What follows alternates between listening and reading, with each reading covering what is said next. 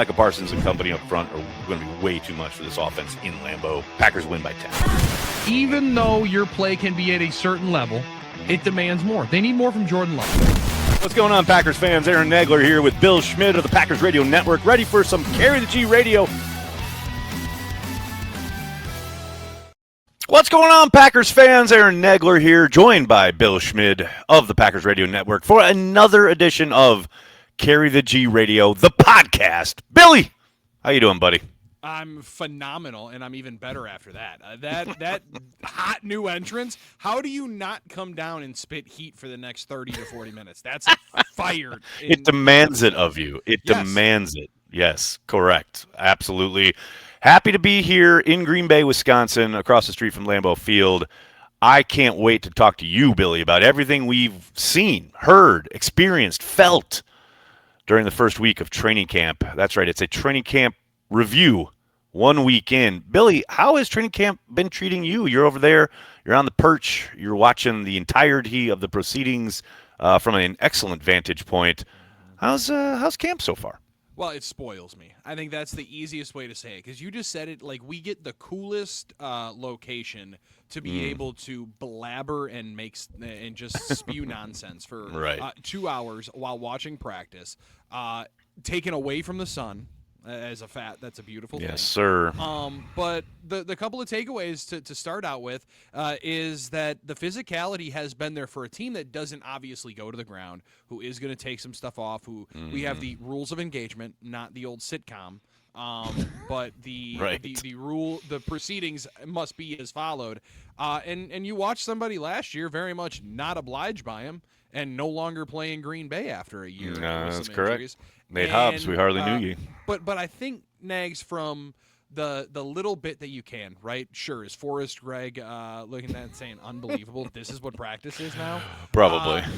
But the physicality, I think, has been there for a team that is realizing that if they're going to get to the next threshold, you need to close out games, but you need to be physically imposing a little bit more than they were at a lot of times, especially earlier in the year last year. Well, let's start with that. Some of the physicality, and especially since the pads have come on here the last 2 days, right? We've got 2 padded practices in the books, and now it's the players' off day. They've got a walk through on Friday and then Thursday, and then family night on Friday. To your point, I was pleasantly surprised at how much push the offensive line seemed to get early on when the pads came on. There were certainly holes to run through. The backs were doing a good job of pressing the hole and getting upfield. I think the defense adjusted as kind of these practices have gone on, especially physically up front. I think those holes haven't been as plentiful, especially on day 2. But the push was noticeable. Controlling the line of scrimmage was noticeable. The firing off the ball. And look, they don't even have their full complement of guys in these team situations yet, right? Like Aaron Banks, ZBB, as he will now be affectionately be known. They don't even have their frontline starters all playing team yet. But I'll tell you, a guy like Jacob Monk, who we've talked a lot about on this podcast, Billy, did not have a good summer last year. It was a real question mark whether he'd even make the team. So far, I mean, it's very early, but so far he has looked the part, and he has come in there with Jagger Burton, the rookie, and done a nice job kind of setting the tone up front for the offensive line. Yeah, and I think that confidence that he's played with is one that's kind of been noticeable, right? Because like you just said, it wasn't great last year, but one thing that he does have now is some familiarity, and that your head can't be swimming when you walk in. And I think he's showcased that right out of the gates. That's what you get with your first couple of steps. And the way you detailed is pretty spot on, Nags. Initially, offensive line, aggressor and dominator, which is always warm. Warms the heart. But then into day number 2, again, you want to talk about both sides without their full complement of guys. I don't know if even the most optimistic pro personnel guy that may have been standing on the table for the former Miami Hurricane would have believed Anthony Campbell would be getting as much love with the first 2 days in pads as you would, but they're not running with their some of your main run stuffers as well. So I thought that's been noticeable. And then in the response, I thought Warren Brinson has brought it in year number 2. He looks like a different player. He looks like a different player. He looks so good. He looks so active, physical. Again, there's that word, but just disruptive.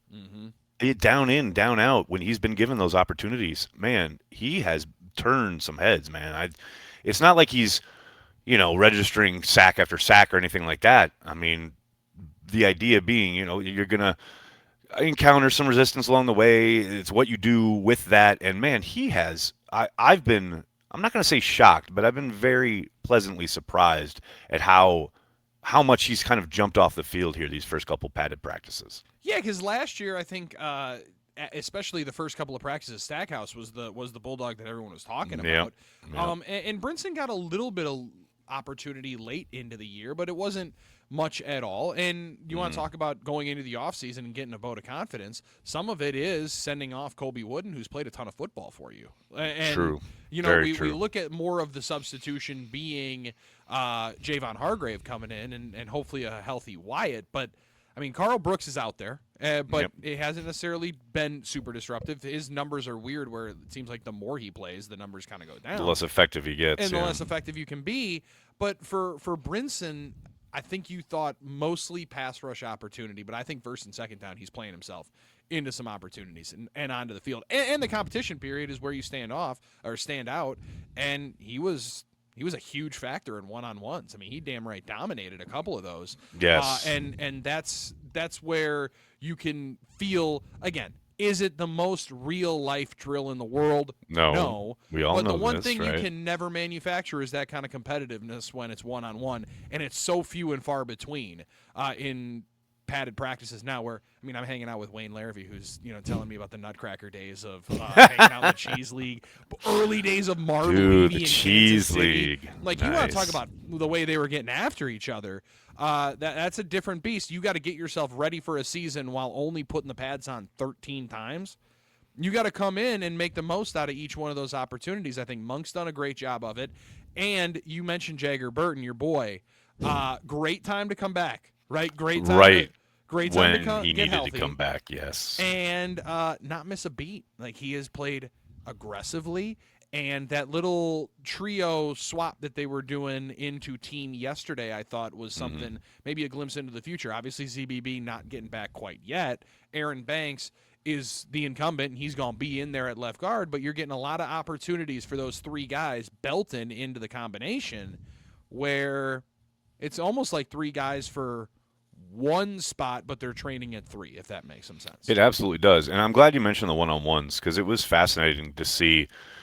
Well, a couple of factors here. Like, first of all, that's always a fun moment in camp when you get that first kind of both the linemen going one-on-one and then the receivers and the defensive backs. And obviously, they were practicing at that time? Yeah, apparently. That's what I've heard. Sorry, I apologize. I couldn't focus on anything other than the 300-pounder. Sorry. But like, it's like you said, it's not the most realistic. I love that TJ Lang even tweeted about it, I think yesterday or 2 days ago, about how not to, put it in context. It's not a realistic drill, etc. But I will say, man, it was very heartening to see how well some of the offensive linemen did. Whether it was Jordan Morgan, who essentially won 3 in a row right out of the gate against LVN. The first 3, yes. Yeah. I think he did get beat later on in the drill by Baron Sorrell, but to kind of set the tone there. And then Sean Ryan did yeoman's work in that drill, and he has looked the part from scrimmage as far as not just straight up the actual physical blocking of his opponent part of it, which is obviously important, but the sorting out of all the pressure up front, all the disguise that Gannon has been throwing at them. Ryan has not looked overwhelmed. I do think there's still a bit of an issue with, they've obviously got guys in and out. Like you said, you've had a couple different lineups up there. And whether it's Belton, whether it's Monk, whoever's on the other, either side of him, I think there has been a hiccup or two, but I think that's kind of to be expected when you are juggling a lot of guys and you are facing so many different pressure looks. But overall, I think Ryan has looked the part, man. That's encouraging. And he absolutely killed it in one-on-ones, as did John Williams. Man, I can't stop talking about this kid. He missed all of last year, former 7th-round pick.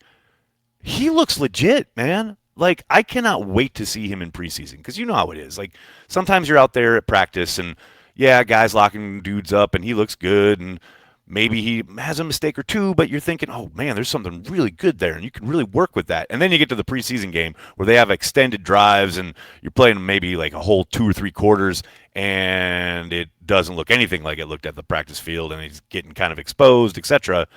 I am excited to see him in preseason because right now he looks like a really moldable piece of clay that they could, and they have utilized him all up and down the front. He's played essentially all 5 spots. So I'm very excited to see what he looks like here going forward in camp. Yeah, that just got my heart because I've mentioned his name each of our 6 broadcasts or our 5 broadcasts. It's hard not to. And again, I try to act like it. I try to see if it's just me being an offensive line nerd. Right. But you only saw him in sweats last year. You didn't get to see him at all. A full red shirt coming out of Cincinnati, and he has come into camp ready to roll. And he has played center, which I thought at a really high level with the 2s into yesterday's team. Agreed. Period. The one-on-ones, he never looked overwhelmed. And he did bump from center to right guard instantly in the same session, which, again, you're going to have to if you're going to be one of the backup guys and be a swing piece. And also 2 days ago when Dominic Jennings was at center and skied those 2 snaps over the quarterback's head, and then they basically just switched them. They put Jennings over there at right guard and put John Williams at center. It's like, okay, we're done. We're done sailing the ball. I'm not dealing with that. But I'm watching the first. It's on Wednesday. Again, they're in shorts and jerseys and helmets. And I'm like, John Williams is snapping the football? Okay. All right. Okay. Okay, sounds good, kid. Way to go out and try to make a team. Way to go out and try to make a team. See, Absolutely. I'm going to do anything and everything, and he's done it at a spot and a level that I think is going to be hard to ignore. Again, we'll see how he plays because he's going to probably play. Oh, he's going to play a lot, I would think. He might play the whole game coming up, exactly. in Denver. Right. And that kind of length, that kind of test of your endurance, that's to be expected that you get in camp if you're one of the guys that's going to be right on the fringe, and I'm excited to see how he responds to it. Well, and a lot of different looks too, right? I mean, a lot of different opponents as far as who the Broncos are probably going to be kind of line shifting a lot of their, defensive line as it is. They're probably not a lot of front line guys, but you're going to get a lot of different looks, a lot of different opponents to gauge yourself against. And yeah, I'm very, very excited. And I know everyone watching and listening is very excited about us leading with the offensive line, but that's how we are here at Carry the G Radio. That's everyone's like, the wide receiver group and Jordan Love looks awesome. And, the defensive backs Xavier McKinney looks great. And that's all true. But it all starts up front. It all starts with the offensive line. We all know this. And it can be lost real quickly right there in the offensive line, which you watched way too often. Before we do move on, 77 deserves a little bit of flowers. You did say it. He performed right away. And I thought they don't necessarily script it this way, but it felt like they may have. Not 1, not 2. We're running 3 of them. You 2, 3 reps apiece. Let's run it. Lucas Van Ness against Jordan Morgan, and 2 former first-round picks. Obviously, career's not on the line, but kind of on the line for both of them going into this year. Right. And I thought he rose to the occasion, and I think he's looked even better into the team portions. Have there been mistakes? Absolutely. They want some of those. But looks like a confident dude playing the position that he's the most confident in himself playing. And I'm excited to see how it looks because so far has he looked like Joe Thomas? No. But he looks like an adequate. He looks like a starting left tackle in the NFL. Left tackle in the NFL, and I'm excited to see how he progresses with it. Absolutely. I do, it is always a bit of eye in the beholder when you're talking about wins and losses with certain reps. Because there was one rep where LVN, quote unquote, ended up getting to the quarterback, but it was after he made like 3 moves. Mm-hmm. And I'm like, unless this is 3rd and 16 and the quarterback's taking a 7-step drop and holding the ball because of coverage, I don't think that was getting to the quarterback. And when you get that spin move and you feel the back and you get to spin twice and you can even talk mess of nope, one more round and you're hitting them like the tilt-a-whirl, that's a winner. That's a good feeling there for Jordan Morgan to have. Absolutely love it. Talking about Jordan Morgan, let's talk about a different Jordan. Let's talk about Jordan Love, and the quarterback has shown up at camp ready to roll, man. It's just striking how confident he is with this group of receivers and skill position players. There have been plays where, if you draw it up on the whiteboard or whatever you want to call it, and then tried to like, okay, let's make a computer holographic projection of what this play should look like. Like they've had a number of plays like that where it's like direct from the whiteboard to the field without any kind of hiccup, resistance, whatever.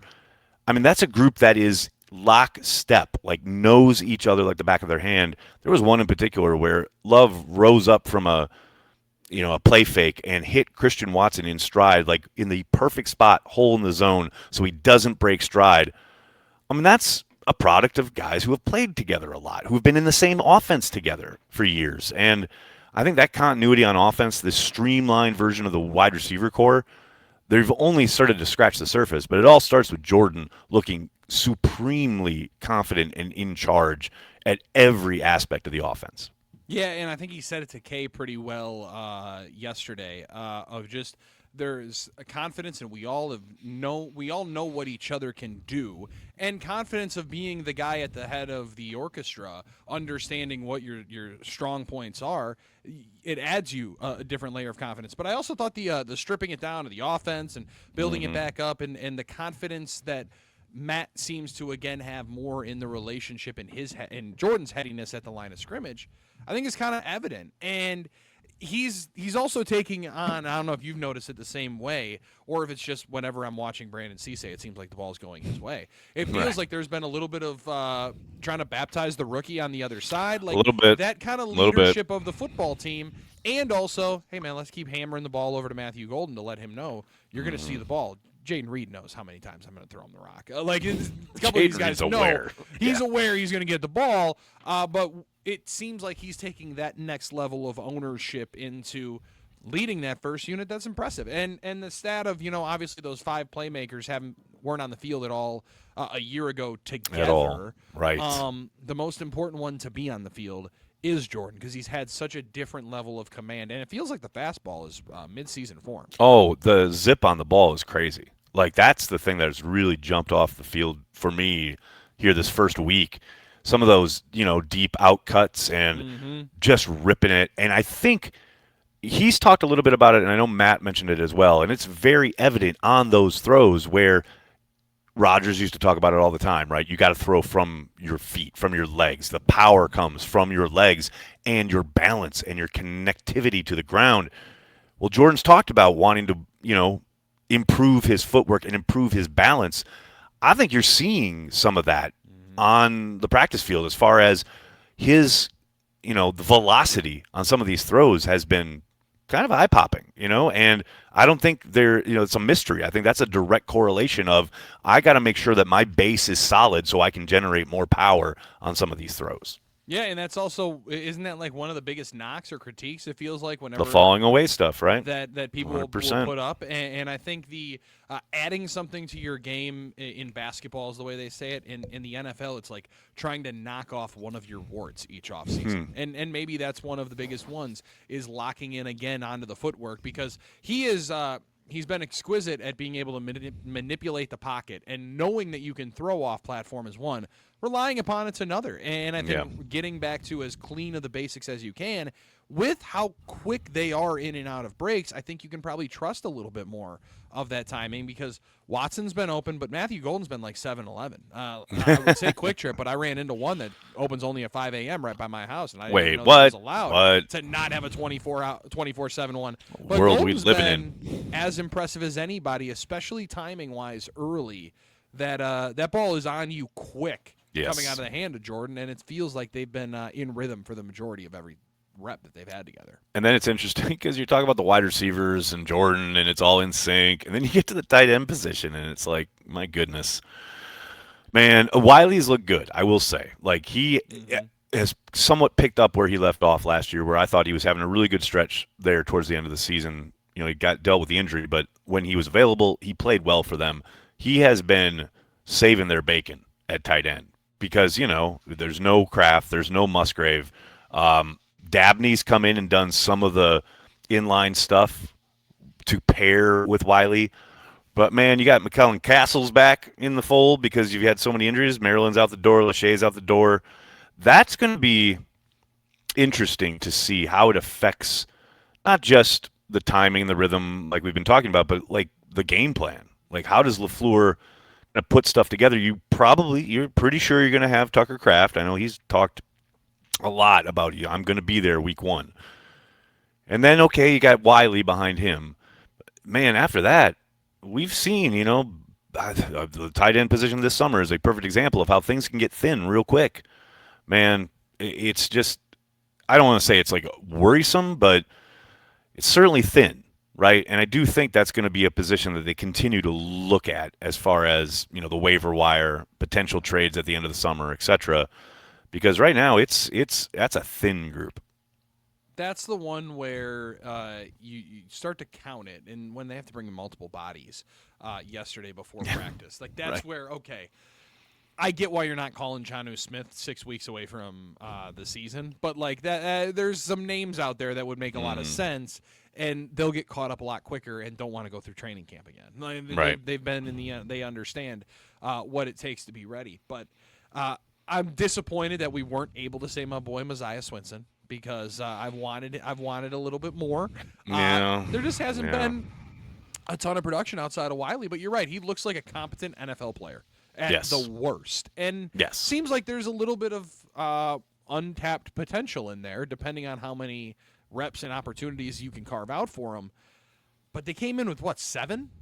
Yeah, around there. Yeah. 3 healthy at one 3 point. Available, right. 3 available and had to continue to roll through. Again, decimated is the wrong word. But the little bit of worrisome is true, and it seems to me like you're still probably 2 weeks away from calling one of those emergency, security. Oh yeah, whether it's tight end or running back that people have kind of thought that they would have in the back of their mind. I will say too, I'm glad you brought up running backs, because it's been interesting to see how many different guys have been in the mix, so to speak, with the ones. Obviously, Jacobs and Marshawn Lloyd has, knocking on the wood, has been good and available and doing the thing. Pierre Strong has gotten in that mix a little bit. He had a couple nice, really tough runs yesterday.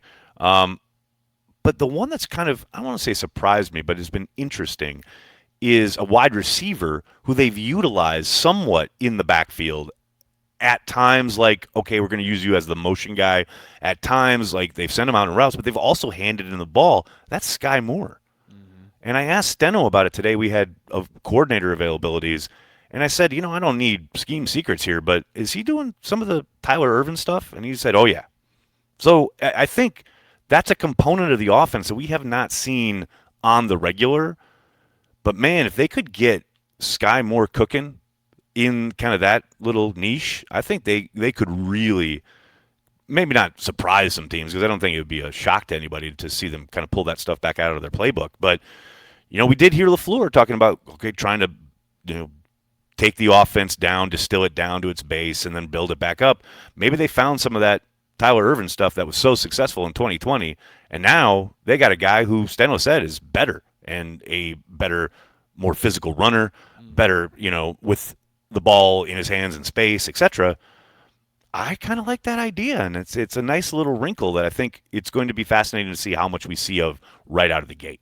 Yeah, and as much as I like Jaden Reed having the football, I don't love him having to do that role. I couldn't agree more. Right, yes. and that could side, not agree more. I laughed that you mentioned earlier. And Golden last year, right? Yeah, they did for Golden sure. like that. Yeah, because Moore is a more physical runner, even though he's not a huge guy. Right. But he does have some wiggle, and he's a former second round pick for a reason.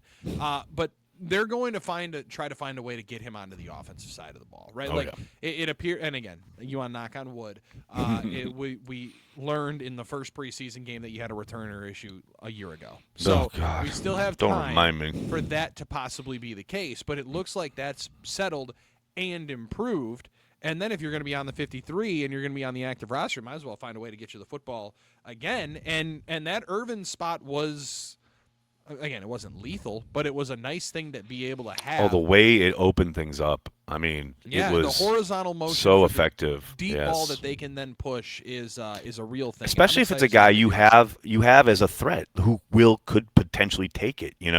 For as much as I love Reed, Golden, all these guys, they don't have that running back instinct the way that Tyler Ervin obviously did. And I mean, so far, like early days, but Moore is certainly showcase that at a surprising level. Like, there have been plays where I'm like, I didn't even think about, oh, yeah, he could be in the backfield. Now here comes Moore around the edge for a gain of 7. I'm like, oh, okay, you're right. Of course. Get the ball in his hands as like a returner. Like that, like, again, that's been kind of exciting. Yeah, and you mentioned Marshawn Lloyd, and I thought you hit it on the head perfectly on Daily yesterday, where it's like, all right, we're not gonna talk about the injury thing until there's a reason to, but let's just stop having to make it the caveat. But it really is. He's looked good every single time he's touched the football. We've known that for the last couple of years. But he is a shifty cat inside, and he's got some burst too. Holy cow! You can get him to games and through consistent games. Mm-hmm. I mean, there's a reason why I think all of us that have watched practice for the last couple of years continue to say his name, because he does. He's got a really good burst and a suddenness that is exciting to be able to see if you could get it onto the field consistently, because he does offer them a different change of pace, and one that I think they're going to utilize as much as they can for as long as they can. Let's hope so, and for as long as they can. Exactly. Who knows how long that is, but it will be enjoyable while it happens. Before we get going, we're going to talk about the defensive side of the ball in a bit, but I do want to give a shout-out to our friends over at Ticket King. Ticket King has been based in Wisconsin since 1992. Don't use Ticketmaster, StubHub, SeatGeek, none of these national companies.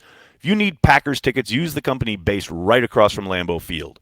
And if you're not in Green Bay, no problem. Just use the Ticket King link in the description of this video or at cheeseheadtv.com. You know what I'm talking about, Billy. I love Ticket King. Come on now. They're going to potentially help me find a way to go see Dustin May's first start down here. There you go. I don't know. They might be finding me a chance to be able to go and see the Sean White guy in person. Wait, is that tonight or is that tomorrow night? Tomorrow, okay. Yep. I toyed with the idea of driving down tonight for the game, but I got too many things going on in Green Bay. Well, and you definitely would have if indeed it would have been that 29 guy going up against Skeens. That'd have been nice. That'd have been fun, but 'twas not to be. Not to be. But what is to be is the defensive side of the ball, and talking about what Jonathan Gannon has brought. And I am excited and trepidatious and trying not to get myself get myself out in front of my skis here, because I'm having the thought, Billy. We've talked quite a bit on Daily, and I've tweeted about it and wrote about it. There has been so much pressure from the defense. I mean, pressure calls, right? Disguise, cat blitzes, corners, safeties. Everybody's getting on the act. They're mixing and matching up front. We got edge rushers bouncing inside. We're doing it all, right? And he is sending it. This is not, we're going to disguise and drop all the time. We drop maybe once every 10 snaps. Other than that, we're bringing it, right?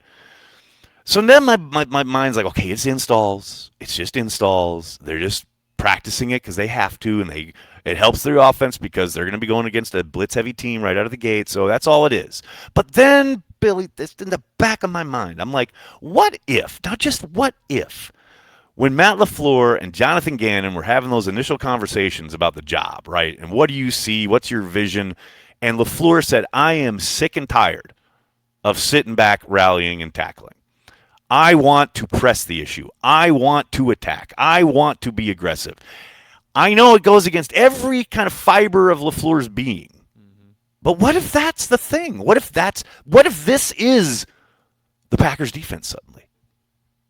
Then Aaron Nagler is going to be a wild guy to watch games with on the watch-alongs, because the excitement is just going to be oozing through the screen. Yeah. Listen, cat blitzes, that feels like something people have been begging for a long time. Oh yeah. Let alone two. Let alone a double. And you've seen all of it so far this camp. I also think as long as Zaire Franklin is in the middle, and whatever his pass defense continues to be, where hasn't gotten tested yet. No, they're 2 days into pads. Right. But so far it's been somewhat steady.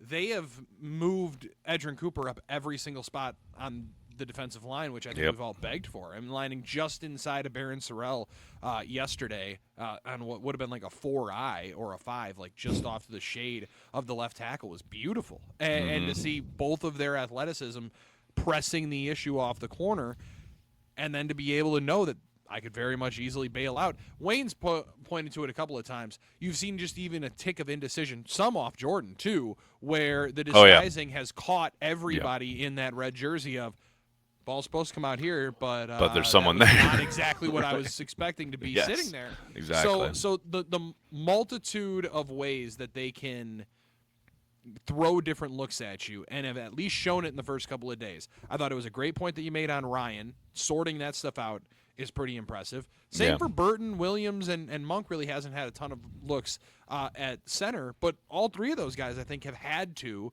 whether it's McDuffie and Hopper double mugging like a Mike Zimmer look a couple of days ago, or Edgerrin Cooper going up all and down, and them still keeping the same personnel grouping on there, being able to run their normal nickel defense and make it look a lot of different ways.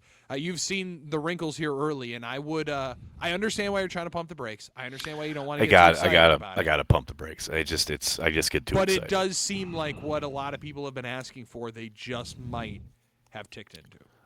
Maybe, but then here's the other problem, because then I get excited, right? And then I remember like Bob Slowick and how they were so blitz happy that first game, and everyone was like, "Oh my God!" It's like he said all camp. He was like, "We are gonna blitz the quarterback, and we are gonna get after the quarterback." And then they did in week 1 because there was no tape of it, and they were really successful. And then they went down to Carolina, and Carolina absolutely tore them apart. And that, like, since that game, it was terrible. It was just an awful defense, and like. That's why I'm like, okay, I know this isn't going to be the base defense. Like, this is not going to be their identity. But the idea that they have it to turn to is nice. I will say, like, just you mentioned the double cat blitz. I haven't seen a double cat blitz in Green Bay in a very long time, and we've seen 2 in 2 days, and they both got home to the quarterback. And I also thought one of the things Gannon said. I'm gonna misattribute the question, but something on the Parsons conversation, right? And right. Like, how different does your defense have to look when Mike Parsons kind of like comes back, right? It's like it shouldn't.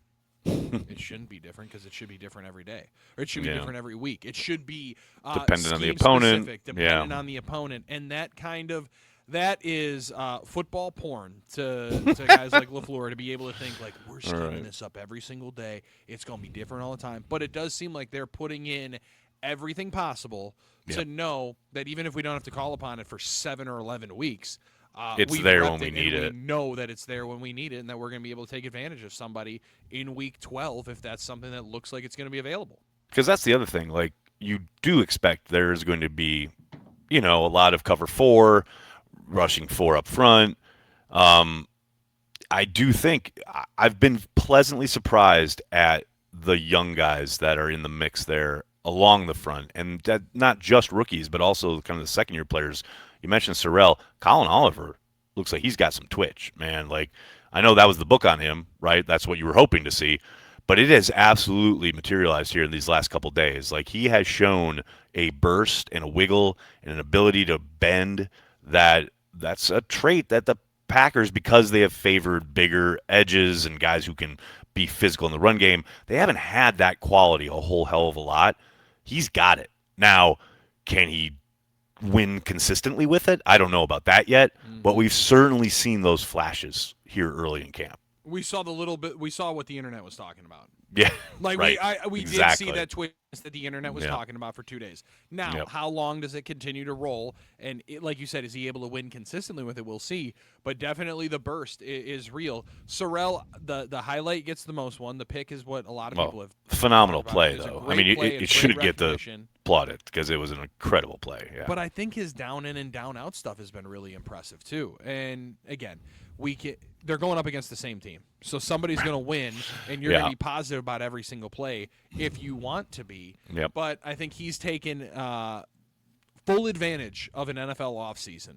And his body looks phenomenal. He looks great right now. And speed-wise, he looks like he's got gotten even a little quicker while not losing some of his physicality, which was one of the reasons why it was probably the biggest reason why it was a 4th-round pick. Yeah, and then you look at the 2 rookies. I mean, between DDS and McClellan, they've flashed, man. And McClellan in particular, I think, has been pretty impressive as far as, these pads being on for 2 days, like, it didn't stop. Sometimes a guy is active, making some plays, and you're really excited about it when the shorts are still on. And then the pads come on and it stops, right? And you stop hearing his name. You stop seeing him involved. You stop seeing him be disruptive.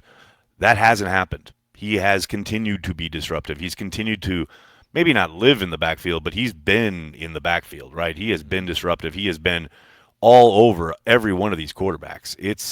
He is, I mean, fun to watch. He's got a long way to go, obviously, just a rookie still, but man, that floor that you heard a lot about during the draft process, it's legit as far as, oh yeah, he's, if nothing else, he's going to be active and he's going to give you a little something.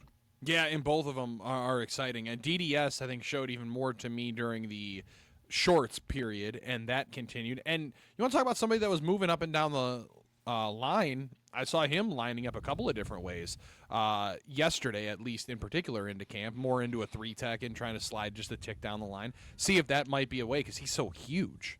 Like you could see him taking on a lot of different people. McClellan, it was explosive early. Yeah. It was explosive through the line. He had the one where it broke through. I thought my man was going to catch the snap in the shotgun look. Yeah. But you just hope neither of them can hit, or you can hold off a little bit of the rookie wall, because you're going to need. Because you're going to be playing him a lot. You're playing him a lot. And I do think the best reason and the best thing that McClellan had going for him last year was his production late into the year. Seemed like he kept getting better. We'll see if he keeps getting better during camp, because if that's the book on you that you can continue to develop, then the sky's the limit, because the athleticism is clear. And the size is real. He's not getting dwarfed by anybody out there. No. And I'm excited to see what he does once another team's jersey is hitting him. Because yeah, again, I mean, that's. We want to know, right, just depending upon if it's a Donovan Jennings that you're going up against, or insert other name here that a lot of people won't remember in 3 weeks. I'm excited to see what he does against other helmets. I mean, and then you back up from the front, and you could not ask for a better opportunity if you're Brandon Cisse. As far as Carrington Valentine having to bow out because of the hamstring issue, obviously he's next man up, and he has looked the part. Like, whether that's in team stuff, drill work, we did one-on-ones yesterday, and he looked legit as hell. I mean, again, that point of trying not to get too excited, but man, you think there's probably a good chance, there's potential certainly, that we're going to see a lot of him maybe a little bit earlier than we're used to when it comes to rookie corners in Green Bay. Whether that's, Valentine comes back and gets the starting job back, or maybe he just takes it outright. Man, it is exciting to watch this kid kind of hit the ground running as an NFL player. Yeah, and one of the most impressive ones that I saw was him stick into, or look like he's about to stick, Matthew Golden on a quick bubble during team, I think that was on Monday, where you get the completion, but it's going to be a negligible gain at best, right? Yeah. Like, it is quick, and he's on you. And the speed, him going stride for stride with Watson on the deep post that Williams broke up, like, he looks the part, and he's been a really fluid athlete. Drew Olson was my co-host on Packers OT and the Huddle 5 to 8 a.m.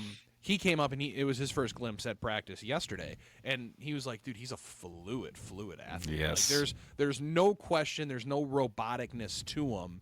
And he also talks a little bit of stuff, which I'm always a fan of. I've seen him letting people hear it out there, and at that position, you have to. I know that I already know that when Keyshawn Nixon gets beat, and that's the one thing that trends on the side panel of X, that people are begging and waiting for that one.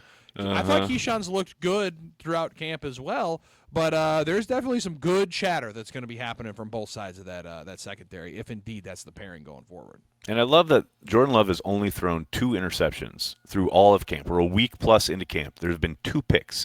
One of them was the Sorrell pick 6 that we talked about, which was just an outstanding read from the young man, just a phenomenal play by Sorrell to time up that stepping in front of the football essentially on a throwback screen. Yeah, and to see them do the same play, like they were successful earlier. Why are you running it so quickly again? Yeah. But at least, hey, to his credit, he recognized it. But then the only other pick was a phenomenal diving interception by Xavier McKinney, where Jordan Love found Jaden Reed a little late. I think he had been going through his progressions, finds him late over the middle, and threw it. I think Jordan thought, okay, I'm going to try to lead him, but if this is incomplete, it's at least I'm not throwing it into coverage. There's nobody there. But what he didn't count on was Xavier McKinney crashing down from the high safety look and just supermaning into the space. And, just a phenomenal play for a guy that dropped way too many interceptions last year. This was exactly what you want to see from X, because you know how good he's going to be on the back end. You can set it and forget it at free safety. But, man, if he can start making plays like that again, we're cooking. We are cooking on that back end. Yeah, and you want to talk about somebody that's been the leader of the defense, it seems. Big time. Right? Yes. Like, as much as Zaire Franklin, I'd applaud him for just the command he's had of that defensive huddle that we can see from 50 yards away. Xavier McKinney is the leader of that group. Especially while Mike is gone, right? Yeah, especially while he's gone. Big time. And the best part is, one of my favorite parts of training camp, I don't know if it's been for you, every time Micah comes out and then people get to see him. Because when I'm sitting on the side, I always make sure that I keep a little, one ear out so I can hear the great tunes that are playing. But also to be able to get a little bit of the fan chatter, I want to hear some of what's going on. The audible. There he is. Micah's here. You can start to hear the buzz. There's a ripple through the crowd. Yes, 1,000%. There he is. He's walking outside from the Hudson Center. That excitement is there. It's palpable. But until Micah comes back, X is definitely the leader of that squad, and he's handled it right. That was a great play. I honestly thought he was dirting it, and then I didn't know. I did too. I had no clue where he came from. But if that's going to be just, you can get one or two of those. I do believe the turnovers are going to start coming for another guy we haven't mentioned, who I thought's had a really good start, has been Javon Bullard in the number 7. If he can force 1 to 2 turnovers this year, he goes from really good player to potential Pro Bowler or All-Pro when push comes to shove and voting starts rolling. That whole safety group, man, both Bullard and Williams look legit as hell, right? And, again, going back to what we were talking about as far as the usage of the personnel and who's coming, who's going, they're blitzing everybody, and they're dropping people and taking maybe some unconventional, disguise stuff, but Williams looks so active, and Bullard looks physical as hell. He's already got a couple, forced fumbles. And the way he, screams at Jonathan Gannon, and Gannon screams back at him after a positive play, they're both insane people. I love it. I absolutely love it. That's the energy we need on defense in Green Bay. Now, the energy from the sideline, I'm glad you mentioned Gannon. I think that's rude when people call him a psycho. They might look like it a little bit every once in a while. Well, I mean, Bullard called him insane, so, Him, Bobby Babich, and Cam Acord. Dude, Babich is hilarious. That's oh, my God. That's a lot of fun juice to be able to watch at practice. For anybody going to Ray Nitschke, keep an eye on Cam Acord is hard to miss, but Bobby Babich will be the one dude dressed way cooler than all the other coaches. All the other coaches, yeah. Booking it 70 yards to be able to celebrate after every PBU. I won't say who the player was, but there was one moment where they were doing a tackling drill, and he was drilling everybody about their technique, their form. Oh, you got to be wider base. You got to do this, blah, blah, blah. And one of the vets, guy who's been here a long time, kind of said something back. I don't know if it was lippy or whatever, but he said, well, don't you want a coach that gives a shit? I was like, okay, yeah, that's, yes, 1,000%, yes, exactly. You don't want some platitudes out there. You want a guy who's going to get after it, technique, point stuff out. It was so refreshing. And, yeah, they're like him and Ogabasi. When he's getting after the D line, I love that stuff. And look, just because you're demonstrative and very loud or whatever doesn't mean you're a good coach, right? There are great coaches who are quiet as church mice. I'm not equating one or the other. But when you're out there at camp day in and day out, it is greatly appreciated. I'll tell you that. Yeah, I don't mind it. One of my favorite things that the D line has done, and now again this is selfish, but they've come and taken their little quick timeout and their little mental break has been just chilling around right in front of where our group is. And Ogabasi has just given at least one pointer to each guy throughout the whole deal. And then you can already see as every single one of them starts looking up, just great flashbacks, looking up at the scoreboard shit, there's only 30 seconds left in this period? I thought we were going to get at least 4 more minutes. It hasn't been hot, but it's been a quick and energetic in and out camp, and I'm excited to see it keep rolling through. All right, finally we got to address it. We got to talk about it, Billy. Kicker We got to eat our vegetables. Kicker can't make the kicks, Billy. Kicker's not making the kicks, Billy. And now it's to the point where coaches told the officials to stop signaling if the kick is good or not. And now the media is all contentious about, well, we got a bad angle and we can't tell if the kicks are good or not.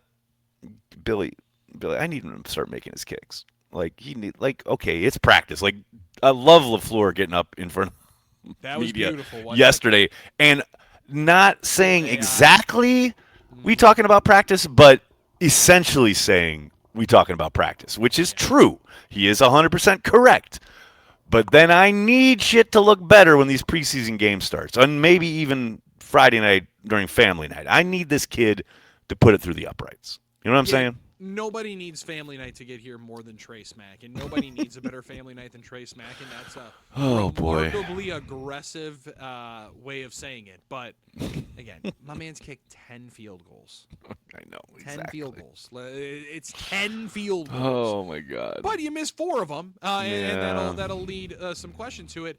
The whole operation's not the same. No, different long snapper. You want to talk about one of the funniest things I think I've ever seen in my entire life was him using that Sharpie a couple of minutes ago. Yep. Breaking down the entire technique of how everybody likes their balls. Using the whole stage. Using the whole space there in the media auditorium. It was impressive stuff.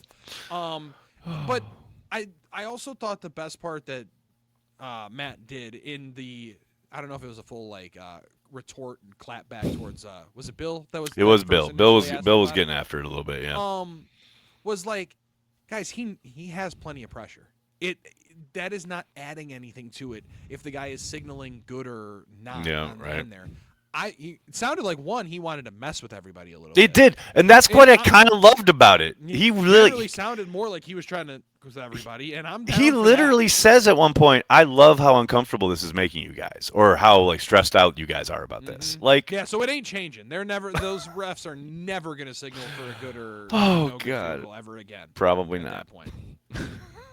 But you're right. Just make the kicks once we get to the game then in the stadium. But the breakdown of the win differences that A-Cord gave was incredible.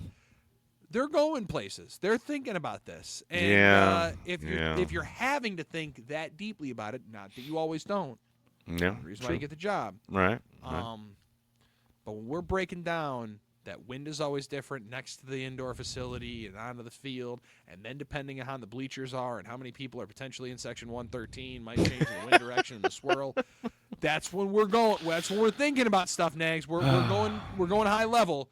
Easiest way to make everybody go back down to 200 instead of 800 level. Good Lord. Put the fucker through the uprights. That's all we need. Through the uprights. I need it like I need air to breathe. Like I need to talk to Bill Schmid every week here on Carry the G Radio, the podcast. Billy, always appreciate the time. We'll be back next week to, talk about family night and probably preview the preseason game. I'll be having a meetup here in Green Bay during the preseason game. So if you are interested in hanging out with myself, Corey Banke, Matt Ramage will join us. Maybe Billy will drive up. Who knows? Although I think he's got Matt Ramage there? He's got to work. You got to work, so probably not you. But yes, Matt Ramage will be there. It'll be a lot of fun. Son of a... We're going to be at D2 Sports Pub right here on Armed Forces Drive in Green Bay, right down the street from Lambeau Field, watching the Green Bay Packers take on the Pittsburgh Steelers. And Aaron Rodgers apparently is going to play in this game, according to Mike McCarthy. So that's pretty amazing. According to Mike McCarthy, not according to Diana Rossini. Okay, easy now. Aaron Rodgers did say he would do it if Mike wanted him to, and apparently Mike wants him to. So I think they should. It would just be too much fun now. It's going to be great. And if you want to see it all happen, Green Bay Packers in Pittsburgh, we'll be watching at D2 next Thursday night. Come on out. It's going to be a lot of fun. Billy, appreciate it as always. We'll talk to you next week. You're the man. Thanks, buddy.